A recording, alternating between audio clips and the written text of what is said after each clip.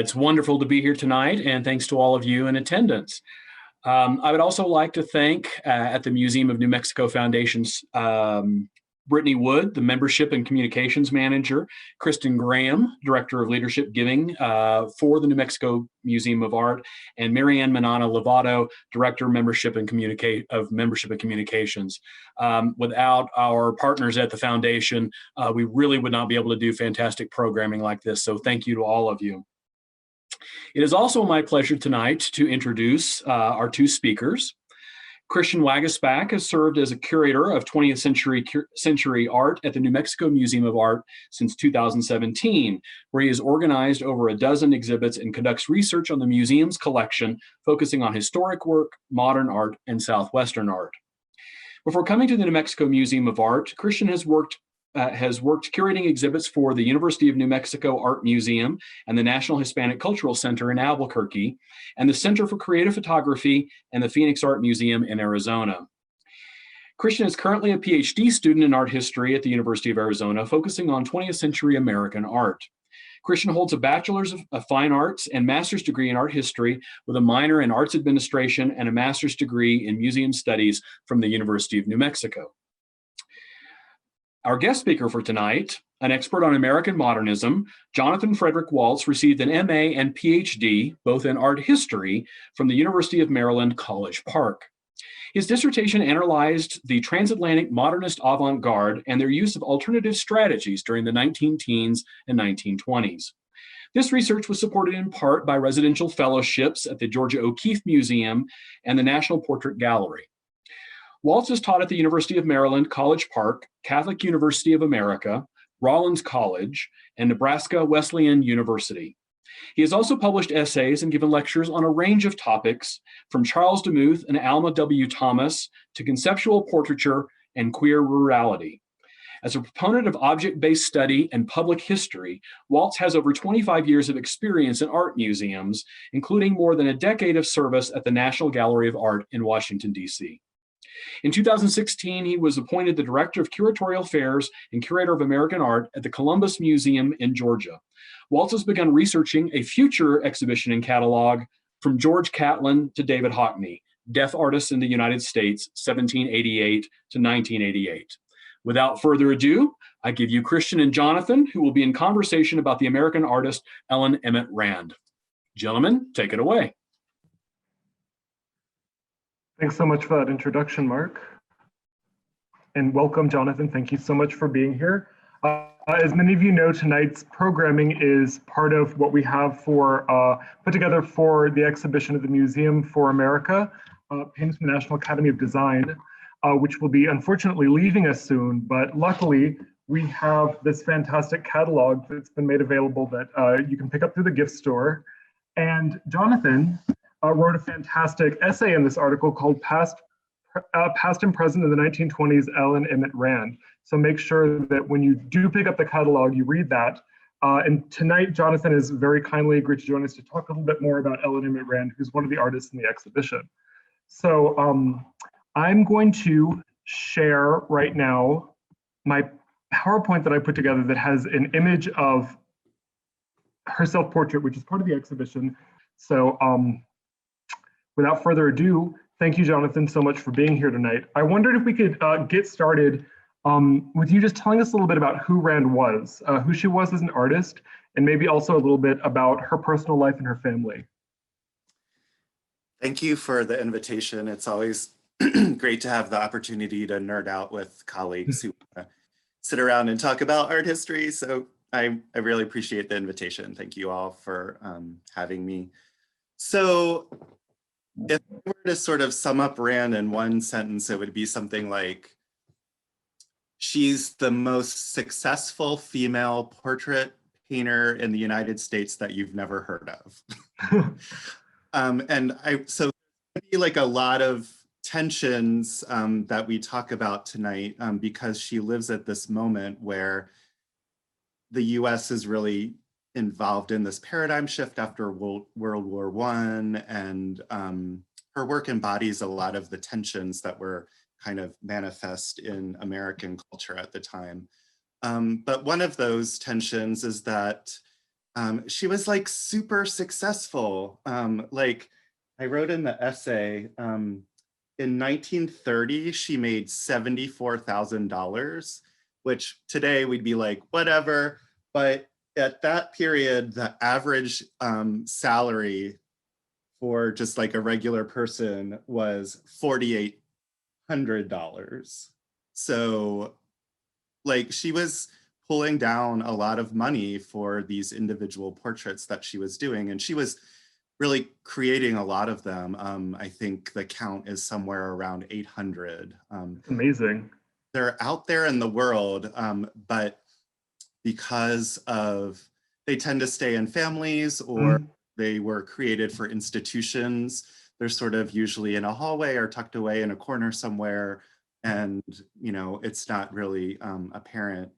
But what's great is that she's been getting more attention lately, and like just actually exactly around the same time that I was commissioned to write this short essay, the museum that's at the University of Connecticut, the Benton, they have the world's largest collection of her work, and they were working on a full-blown retrospective. So I really wow, that exhibition and that catalog because it was really interdisciplinary, and they were really drawing a lot of attention to Rand, who really, I don't think she had had a solo show at a museum for like decades at that point. So that was really an important project, and is part of this effort to sort of help her become better known.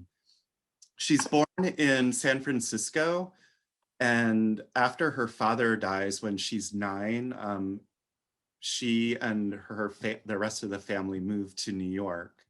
And then about a year later, they moved to England.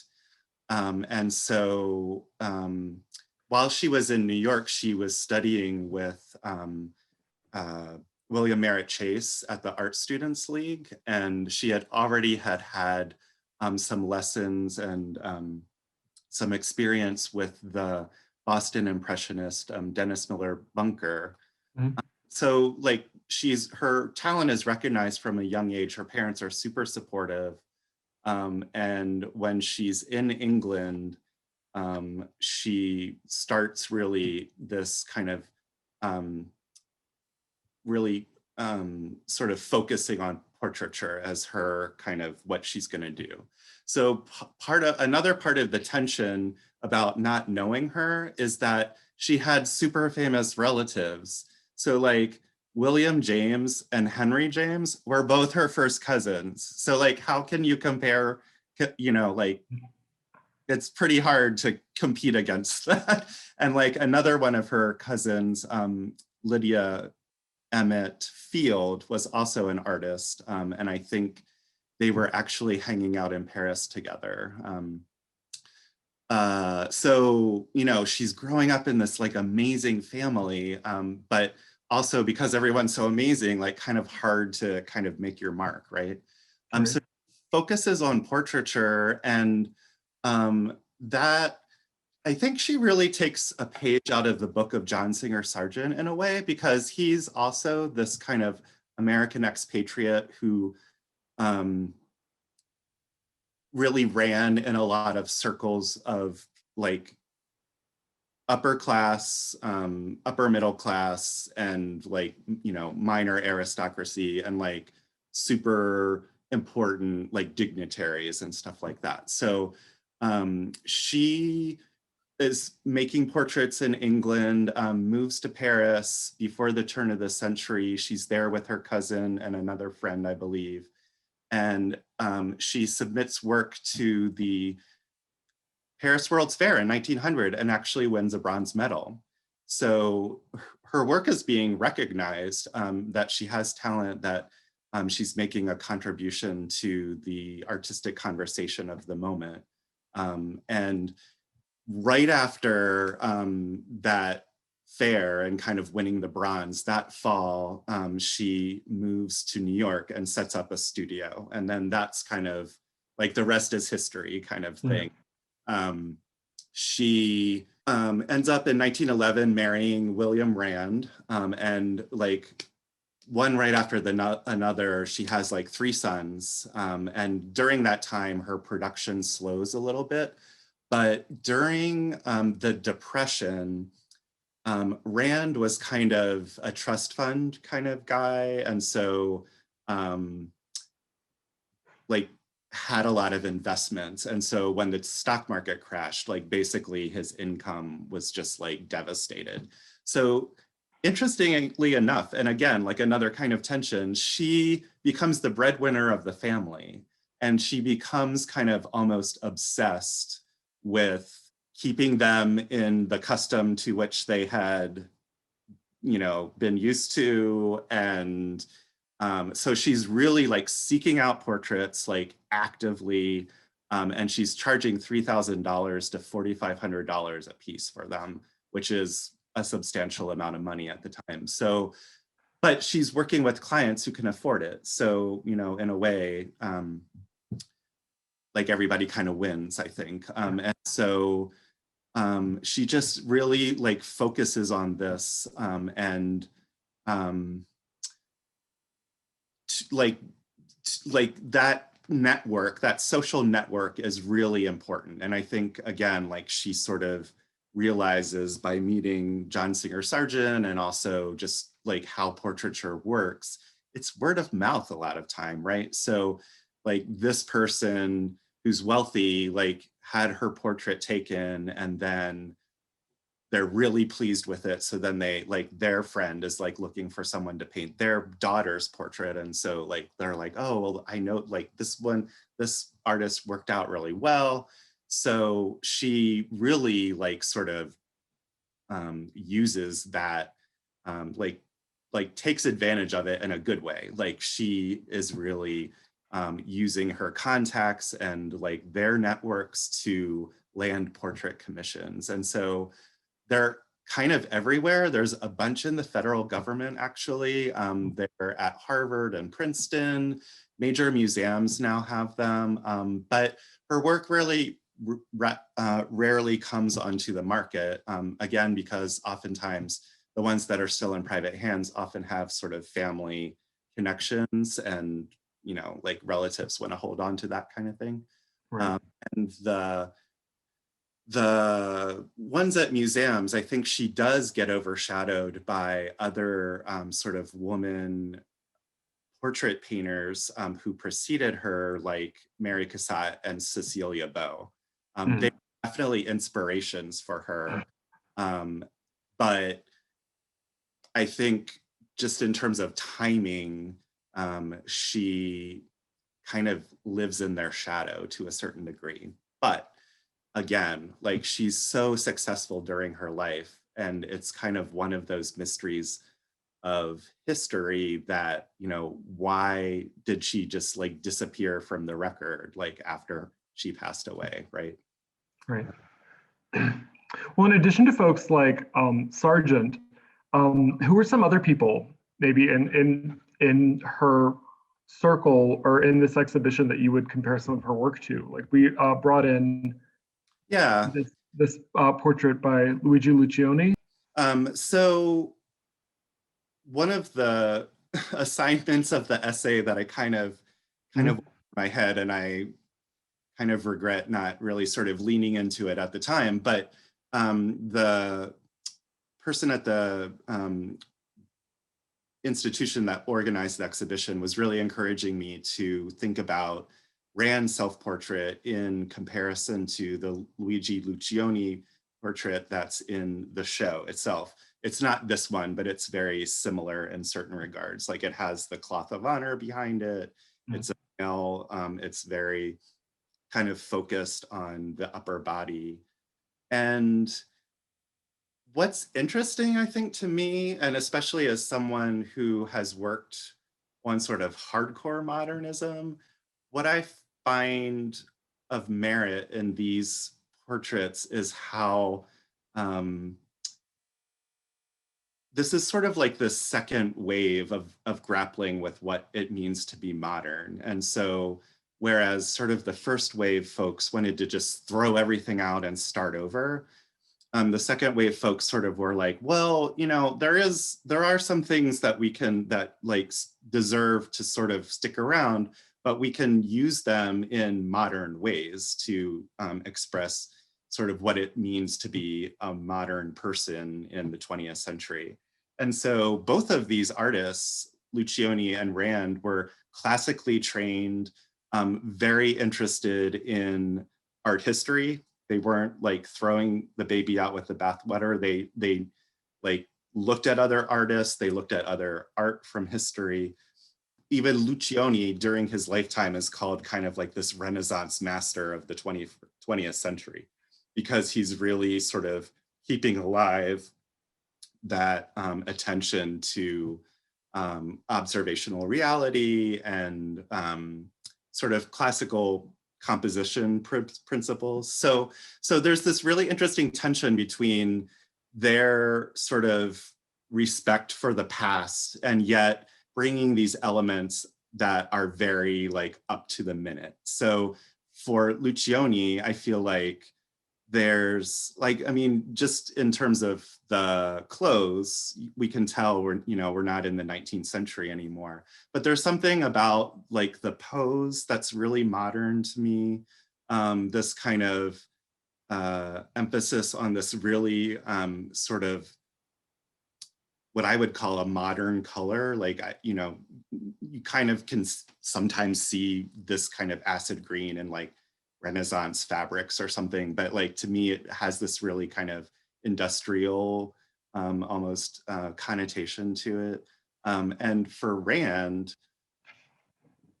she's really trying to position herself as both looking backwards and looking forwards at the same time. So the background, the fact that she's like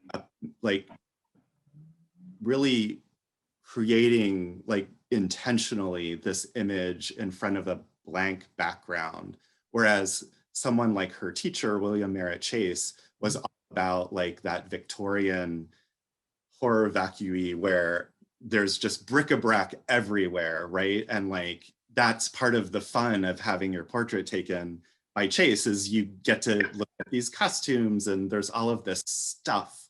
And she's really paring it down and really thinking about folks like Velázquez and Manet in how she chooses to represent herself. So she's very conversant with art history. And yet there's this kind of understated kind of masculinity in the portrait that is not surprising in a way if you think about it, because first of all, even still in 1927, the number of women artists in the United States was rising. Mm-hmm. More women were seeking training and like making livings as professional artists, but still is a very male dominated field. And so it's almost like she's kind of adopting some of that to sort of like fit in a way. I find that kind of willingness to push like very modern. And also, this is the moment of the new woman in Europe. And there's a lot of kind of questioning about gender roles and gender boundaries and like what it's appropriate to wear and what isn't. So I find all of that sort of embedded in this really amazing kind of assertive yet empathetic kind of pose. I don't feel threatened by her, but I do feel that she is confident and she can paint just as well as, her teacher or another male painter of the same time period. What I got fascinated by in the portrait when I really got into analyzing it is her decision, very conscious decision, right? This is a self-portrait, conscious decision to wear glasses. And if you think about it, oftentimes, like needing help to see or read is looked at as like a weakness, or maybe like it would even call into question her abilities as an artist, perhaps. But to me, what it signals is like this, she's placing emphasis on her eyes and the act of seeing. So in contrast to, say, a modernist like Marsden Hartley, who in the teens is making portraits without looking at anybody, right? She's really emphasizing the importance of being able to see what's in front of her, and then kind of magically, in that way that realists are able to do, like create this illusion that seems really believable. So, and if you see photographs of her, like she's not wearing glasses. So I think there's like really something interesting about this choice, that is very much about vision and about seeing and the importance of that for artists. But also, you know, it adds a kind of gravitas a bit to it too. You know, it sort of implies a bit of age, that she's not a spring chicken anymore. And of course, when she's painting this, she's 50. As I was reviewing before the session, I realized like this portrait is presented at the 100th anniversary of the National Academy. It was founded in 1827. So in a way, like that must have had a lot of somehow more intense or something, just because she's like joining this tradition during the centennial year and adding her name to this like long line of other American artists who were deemed worthy of being part of this organization. I did look up there were 2 women members like pretty early in the 19th century, actually, like mid to like maybe second, third quarter of the 19th century. So like she's not the first by any sense, but I also can't imagine that just because of the way teaching and history kind of worked out. There weren't a lot of women artists. It wasn't for lack of talent, but I'm sure she's one of probably like the first dozen women that were elected to the Academy. Don't quote me on that. Like I dig to determine that exactly, but I you know, just get the sense that because there weren't already a lot of women American artists, that she would have been kind of pioneering still at this point. Great. I'm interested by what you brought up with the glasses. I hadn't really noticed that before, but now that you say it, it puts me in mind of like Le Corbusier, who's working at around the same time and who kind of elevates himself above just any other architect because he's one who sees, and he wore those exact same kind of glasses. Right. So I see a fun crossover there. Yeah, and in the essay, I somehow was thinking about those portraits by Chardin when he's wearing glasses, and I think there may have been some sort of homage there as well. And he doesn't paint those himself. He's an artist who paints self-portraits all through his career, but the famous ones with the glasses are really like at the very end of his life. So there's something about respect and kind of honor to an elder, I kind of feel like, in that choice as well. I think so. The FDR portrait, I think that's a good way to show how her network like was to her advantage. I think she got this commission basically because like a relative was friendly with the Roosevelts, and so basically just kind of like inveigled her way. I'm not sure if it's this one. I think she did a couple, but one of them ends up being the actual like official White House portrait. So, you know, if you've ever visited the White House, you've been to an institution that owns her work, and a pretty famous person as well. Like in terms of presidents, FDR is a pretty good one to be represented by. Right. This is when he's still Secretary of the Navy, I think, maybe. Or she paints his portrait like right after he's inaugurated. I think that's what it is. So the ship in the background is a reference to his former position. In the Navy. And I also really like what you brought up about the environment here, because we see in the FDR portrait and a few of the other portraits that we can talk about a little bit later, but she uses the same kind of brownish gray background in all of them. And that, speaks about her her call back to folks like Velázquez. But one of the things that I find interesting in this pairing in terms of gender is the way that Luciani is giving us this very domestic, very modern interior, right? Focusing on things like the wallpaper or the curtains, which are cut short. So it's not talking about opulence, Right. is an interesting comparison.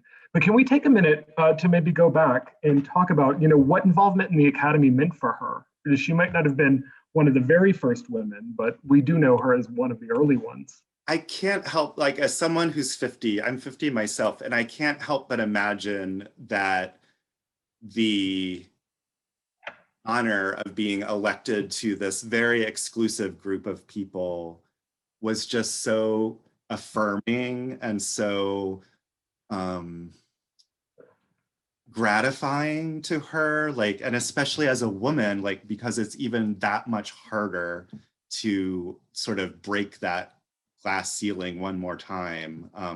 And I think she takes it so seriously, in fact, because if I'm not mistaken, academicians are allowed, or were at the time, they didn't have to submit a self-portrait. They could submit just an example of their work. But she takes it as a challenge, as many academicians do, and decided, like, no, like, I'm not just going to submit any portrait or any example of my work, but I want to be up there on the wall, like, just like everybody else, right? So I think, I just can't imagine that it didn't mean the world to her. And she had worked so hard, and this is still before the crash of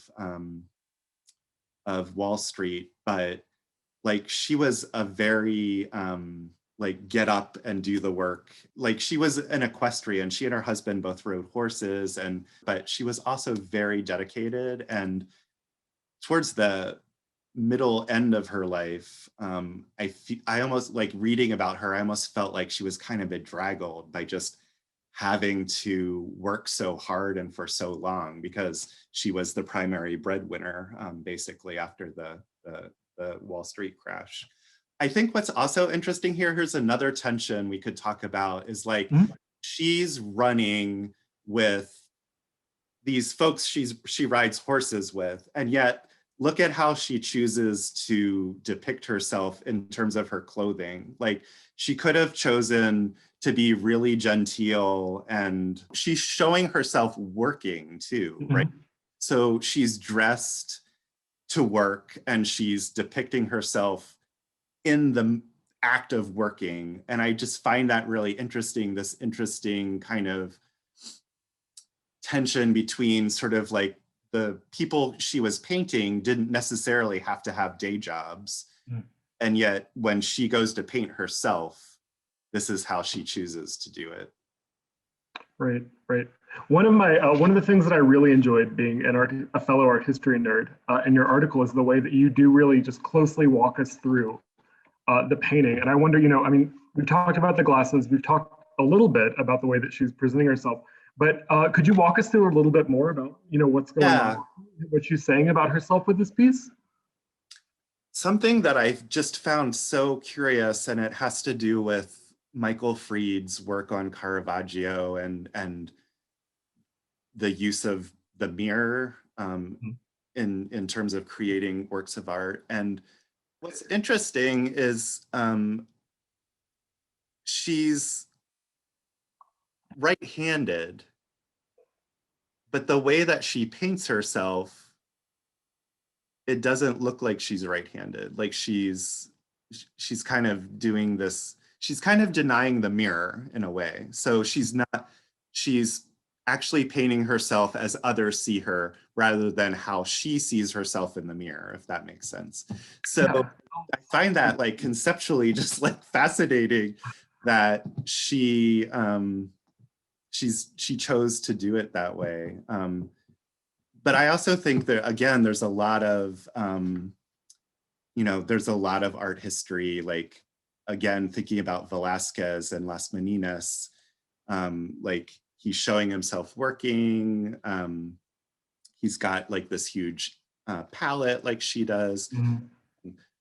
Something that I mentioned in the essay, and thinking about her hat and how she's sort of pushing at gender norms and wearing this fedora and her hair is up.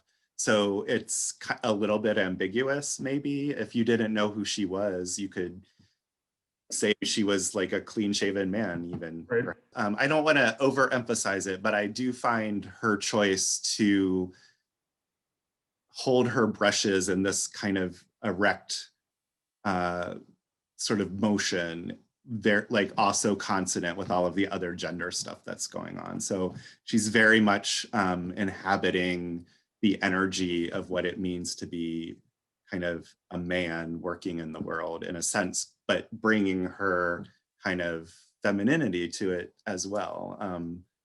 I love it. I think Bay is one on the bottom left, and like she's wearing a necktie there too, right? So Oh, right. I think even as early as this would have been like around 1898, 1899,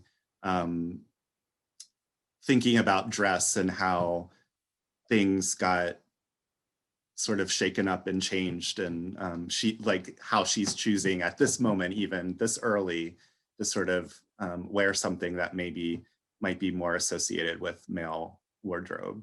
Yeah, and I should say that she's not the only person in the exhibition to depict themselves, in the act of working.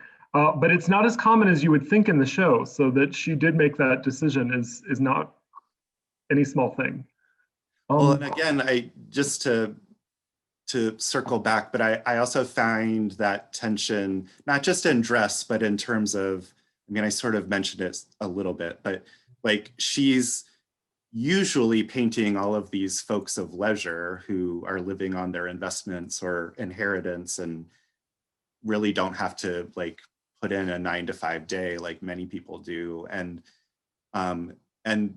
like the kind of tension or irony is that she presents herself, even though she is of that ilk, like, and she, ran with those people, dressed that way, like went on fox hunts, that kind of thing. But yet she's kind of depicting herself as this almost it's almost like a menial job in a sense. It's a very elevated kind of intellectual work at the same time, while she's really emphasizing like the physicality of it, I think. Yeah. Well, I mean, I don't know if this painting predates when we coined blue collar, but she is literally in blue collar. Right.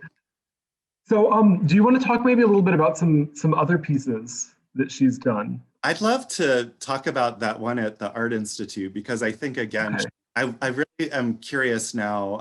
I really want to go back and see if I can find where she was actually like literal, like her diaries are at the University of Connecticut. So I'd be really curious to like look through and see if she is like literally like looking and thinking about Velázquez, because again, this to me, with the play on the mirror and the portrait and sort of that like staged quality that Las Meninas has, we can see here as well. And the palette is like so Manet to the real like neutral background and the sort of lively brush strokes, but yet also sort of this kind of cutout figure. I just find this painting fascinating. I just discovered it today, and it's actually a new acquisition at the AIC. They only acquired it in 2019. Like seeing paintings like this, and also her self-portrait, and how intellectual you can interpret them if you want to. I'm a little sad that she had to like crank out those kind of society portraits to make a living, in a sense, because I really see that when she gave herself permission, like she had like so many interesting like ideas, and yet she couldn't really, like in society portraits where everybody wants to look happy and, Mhm. you know, pleasant and even better looking than they do in real life. You know, I think she was constrained in a certain way. So I'm all about this particular image because I feel like she's really able to sort of talk about things she wants to talk about. Like, it's not about who this woman is, it's about like the mirror and the model. And But the expression also gives me, you know, Bar at the Folie Bergère and the play on perspectives, which I think is really interesting. And yeah, then one of the things about the way that she's, I guess, representing herself in the context of the exhibition that I find really interesting is that if you do look at the submissions that people like John Singer Sargent made, you know, they're known for these society portraits, but what does he submit? This beautifully subdued portrait of Monet, and then another equally subdued portrait of himself. You know, none of that society frill. right. So Right. in that context, I find that reading of her very interesting. And that might also speak to why she's forgotten in a sense, because I have to say, with the rise of Greenbergian aesthetics and that real disdain for narrative, but not just narrative, but also kitsch, I have to say, and it pains me a little bit because I do respect her as an artist, but there are times when her portraits, her society portraits, are bordering on saccharine. So I'm wondering if that has to do with the fact that her reputation suffers at a certain point, because that kind of sentimentality is not really appreciated in the way it was during the Victorian and early 20th century. I think that's a really good point in terms of like her subject matter, but also the constraints that it puts on her. And But I see in this work, along with the self-portrait that we've looked at a few times already, this fantastic, just poignant thoughtfulness and quiet and meditative feeling to a lot of the paintings I've seen by her, including, here's just one of the questions that we got in our Q&A is if we could see more of the paintings that she did. So I wanted to bring them in, but I wonder, you know, if you have anything to say about something like this compared to the other ones we've seen so far. yes, I think this is another tension, and it has to do with gender as well, right? Like, you know, this, like the 20s is even that moment where O'Keeffe is really being marketed by Stieglitz as like feminine with a capital F, but that means like everything touchy-feely and everything about the body. And like intellect is reserved for men who are manly, and like O'Keeffe is doing something completely like woman with a capital W, and that's why she is amazing, right?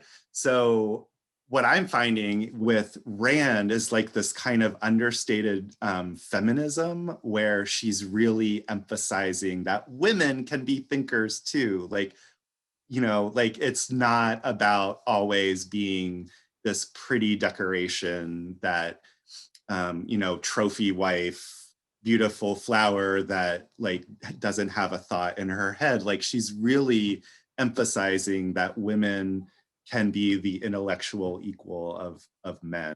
And I think that kind of quietude and reflective, and something especially like this, like, and there's that real emphasis on, it sounds ridiculous because we're talking about portraiture, but there's a way that she emphasizes the head, especially I thought in the Art Institute one, for example, like the way that she's kind of cropping the face is, to me, it just kind of brings even more emphasis to the face, sort of like distilling it or intensifying it because of the low.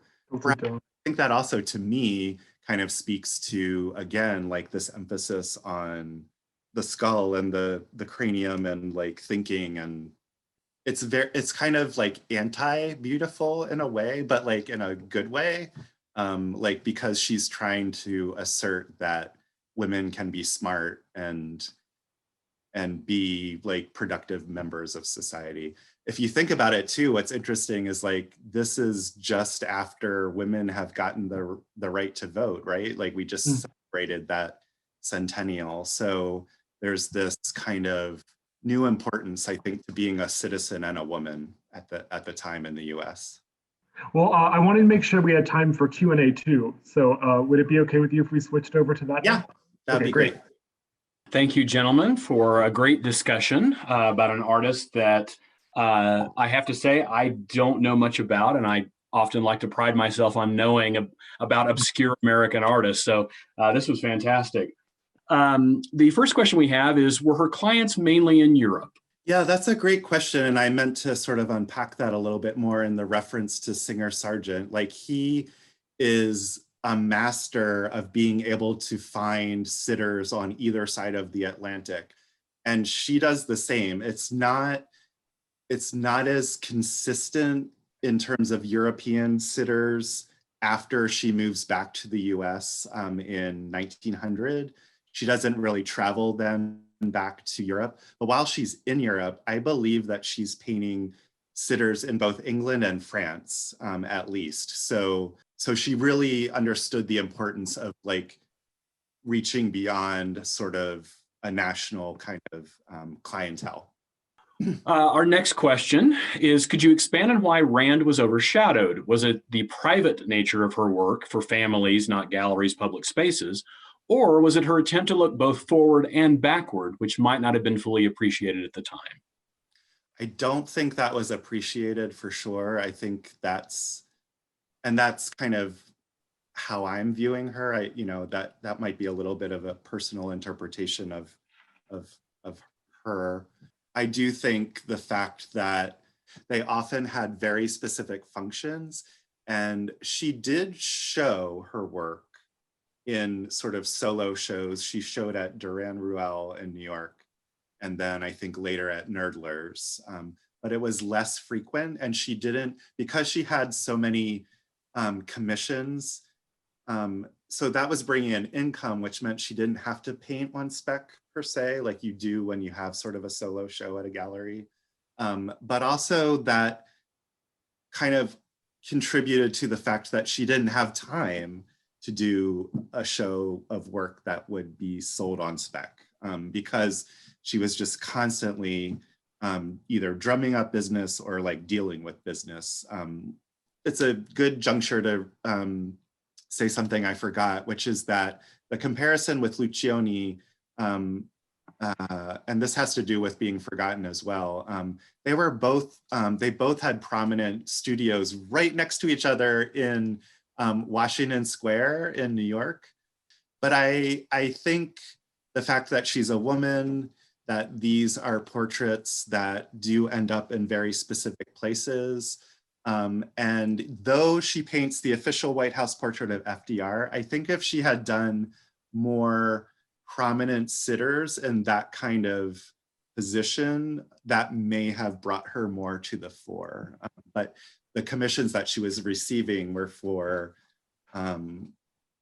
lesser dignitaries, or not as sort of splashy as, say, like John Singer Sargent's Adam X, which was like scandalous, right? So she's kind of creating work, bread and butter, but not really, I don't think she draws attention to herself in the ways that other artists may do that helps their reputation. We have two questions about some of the other paintings you brought in. The Art Institute of Chicago painting, why would a woman be painted in this type of costume in 1925? Looks like 1895. Yeah, that's a great point. And the blurb that the Art Institute has on their website like makes that point very clear, that this is a woman dressed in what would have been considered fashion that was out of fashion, or maybe it's a kind of nostalgia. But I think it really adds to, again, the sort of intellectual game that Rand is engaged with, and that sort of tension that we've been talking about. Like, she paints it in 1925, but is she thinking about, like, is this supposed to be like 1890, or is it a woman in 1925 wearing a dress from 1890, right? So there's a lot of, I think, like, by using this costume, I think she's raising a lot of questions that any viewer at the time certainly would have also had. It's a really good question. If I might add, George Bellows was doing very much the same thing at this very time, usually painting his wife and daughters, but looking at dress from the 1880s, 1890s. So there was in the 1920s this look backwards. Normally, we think of someone like Edward Hopper doing that in terms of architecture and kind of assessing the late 19th century in terms of architecture. But there were numerous artists who were doing it in terms of the human figure, and obviously Rand is one of them. So. The other thing too I might add is that if you think about modern women's wear in the 1920s, I wonder if it would have offered the kind of opportunity for this bravura brushwork that we're seeing, right? Like this is all of this satin and buttons and folds. And, you know, I think with sort of changing lines of dresses to be more simple and like less showy fabrics, maybe, like there's something about this particular costume that allows her to channel her own inner William Merritt Chase. Yeah, it's a very, very interesting insight. The other question we have is about the Mrs. Benjamin Franklin. Is this a relative of the founding father or an imaginary image of his wife? Can you say anything more about the picture that appears in the background of that painting as well? I'm embarrassed to admit I don't know very much about this particular image. I like immediately, being an art history nerd, I am thinking about Whistler's mother. Mm-hmm. But Yeah. I do think there is some kind of connection to Benjamin Franklin, that it's some kind of distant relative type of thing. Christian, there's a request if there's more example of her work in the PowerPoint, if you might be able to show some of that. In the meantime, Johnathan, did she make paintings just for herself, her own personal expression? That's why I find the self-portrait so meaningful. I don't know that she really made paintings for herself. I think she painted her family. And I know, for example, she painted her husband later in life in full equestrian dress, for example, very formal, but you know, she's saying very specific things by showing him in that costume. I think what was for herself is just what little I know about the diaries is that they also include like visual records of what she's working on at the time in the studio. So, you know, there's a lot of anecdotes and writing, but she's also sort of like taking the time for herself as sort of a record for herself that's very private. She's sketching like the general composition and talking about the sitter. So, but I don't think, sadly, because I think she would have had so many interesting things to say based on the self-portrait and the Art Institute painting. But I think she chose not to, but also to a certain extent, she didn't have time because she was constantly kind of cranking out these society portraits to make money. There's a question about her life, if you might be able to say a little bit more about her life. For instance, did she continue to live in New York? When did she die? Yeah, she maintains a studio in New York throughout her career. But at a certain point, they do move to, I think even when she marries Rand, I believe they basically set up household in Connecticut. So she's kind of back and forth. And I think that's why a lot of work ended up at the University of Connecticut. So she did maintain a studio and was kind of going back and forth. And really, by having a studio on Washington Square, like she's got a front row seat to everything that's going on in the modern world. Yeah. But she also has kind of this refuge in Connecticut with her immediate family. There's another question, if you might cite an example of one of her more saccharine works. In the meantime, Johnathan, can you think of any artists that were influenced by Rand?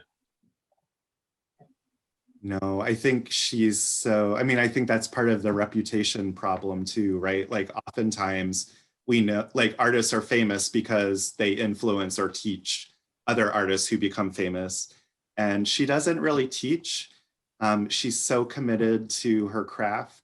I mean, even in terms of feminist art history, like she's not like at the top of any kind of list or something. Like I think she really gets overshadowed by Mary Cassatt, for example.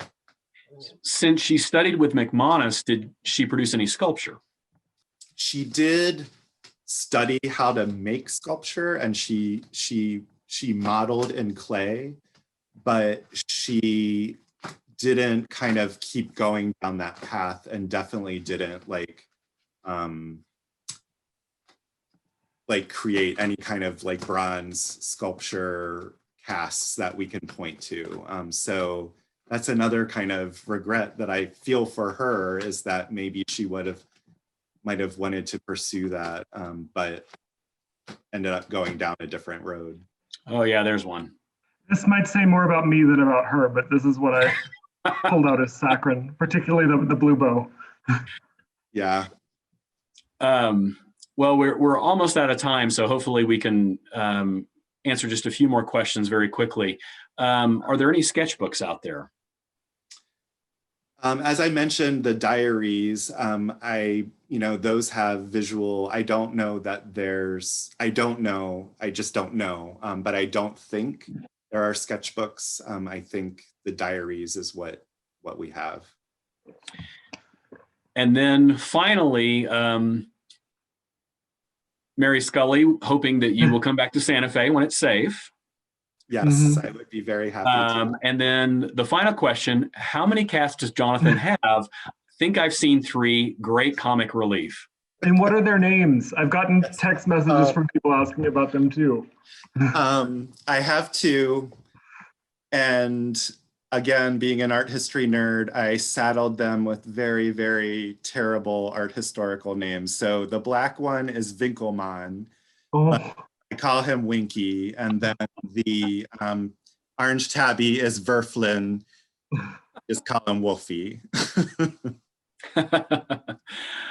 Well, I think that concludes for the evening. Gentlemen, thank you so much for a great conversation about an artist that I learned a lot about tonight. So thank you so much. I also want to thank our audience. Without you, we couldn't do great programs like this. So thank you for attending tonight. And finally, I hope everyone has a wonderful evening. Thank you so much. Thanks so much. Thanks, everyone. Thank you.